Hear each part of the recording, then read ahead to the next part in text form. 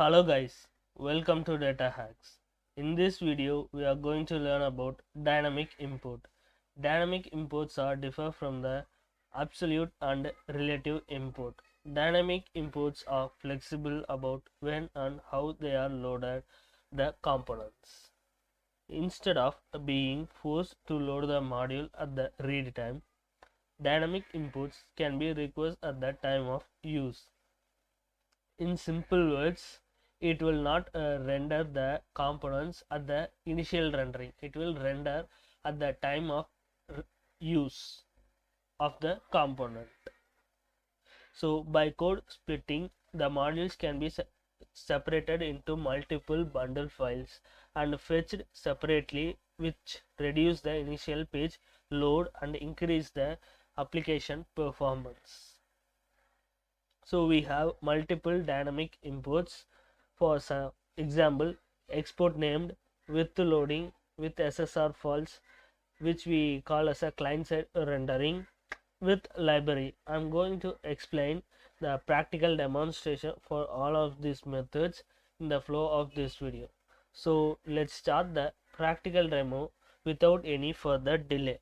First of all, here we have the new page application. In this application, I'm going to create a components and I'm going to create a header file. Header. So here we have to create header file. So I'm going to create a function called header. In this index page, I'm going to import the header. Import header in absolute and relative way. So let's close this one, and I'm going to provide the path for the header, and I'm going to provide header, and I'm going to open the terminal and start the application. So we can access the page within the second. I'm going to open the network tab. Here you can see the load time and the size of the page. Here we have index page load 4.2 and 87 millisecond as a page load time. So next I'm going to use the dynamic import.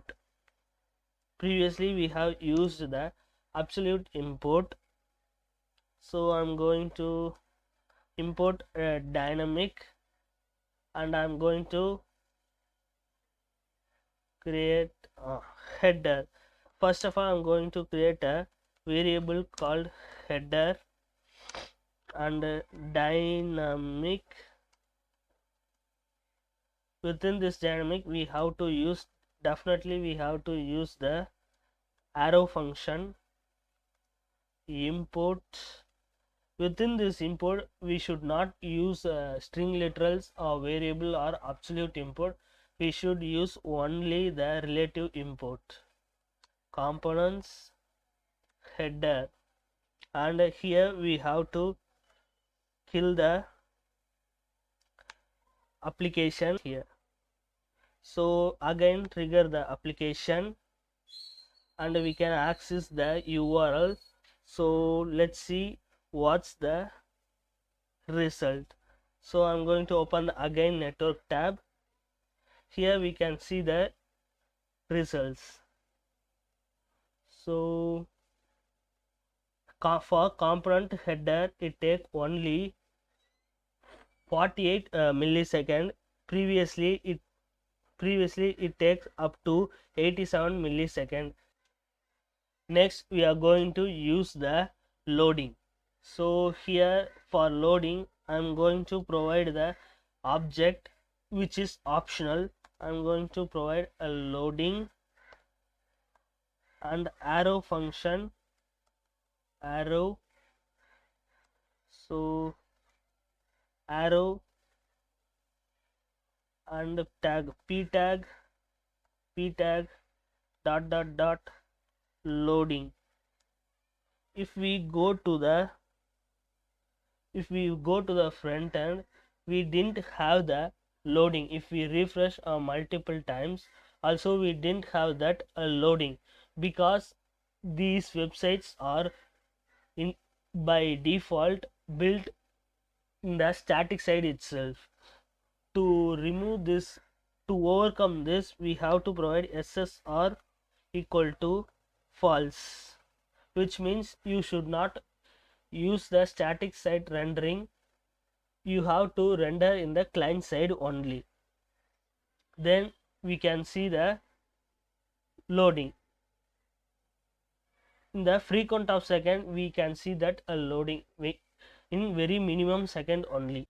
In this video, I'm going to explain how to import the external modules dynamically. For that, I'm going to explain with the use effect. So for that, I'm going to import the use effect, and I'm going to put the use effect and provide arrow function and square bracket, which is used to represent that it's going to trigger at initial only. So create another arrow function, assign the arrow function in the variable called data, and the arrow function is going to be async. So within this arrow function, I'm going to create a variable called data, and open braces and close braces, await import, and import access.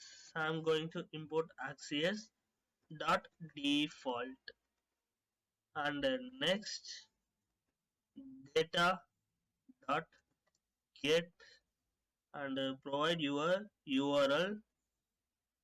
So I already have the URL here, so I'm going to paste this one. So paste here. After this, I'm going to console using the then. So arrow function, and I'm going to get the response in a variable called res, and within this console dot log dot response dot data. So next we can create the, or we can open the terminal. Before that, we have successfully created the arrow function, but we have to trigger the arrow function, then only it will start the function. Now we can open the terminal and start the application. So here we are accessing this URL. So if we open the console, we can see the data here. So you can see here. So this is how we import the external modules within the pages or components using dynamic method.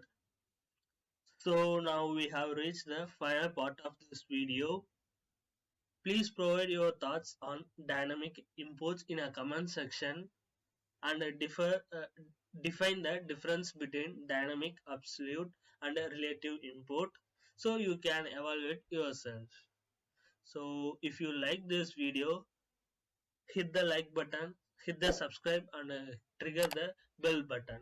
You will get the updates regularly.